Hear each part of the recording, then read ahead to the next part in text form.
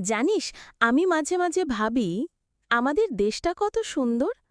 সবুজ মাঠ, নদী, গ্রাম, শহর সব মিলিয়ে একেবারে স্বপ্নের মতো। ঠিক বলেছিস, কিন্তু শুধু সুন্দর হলেই তো হবে না, আমাদেরই দেশকে এগিয়ে নিতে হবে। হ্যাঁ, দেশকে ভালোবাসা মানে শুধু পতাকা ওড়ানো বা জাতীয় দিবসে মিছিলে যাওয়া নয়। তাহলে দেশপ্রেম কেমন হওয়া উচিত বলে তুই মনে করিস? ছোট ছোট কাজ দিয়েই শুরু করা যায়। যেমন স্কুলে ভালোভাবে পড়াশুনো করা, ময়লা না ফেলা, গাছ লাগানো আর প্রতিবেশীকে সাহায্য করা। দারুণ! শিক্ষকও বলেছিলেন, দেশ মানে শুধু মাটি নয়, দেশ মানে মানুষ। মানুষকে ভালোবাসলেই দেশ এগিয়ে যাবে।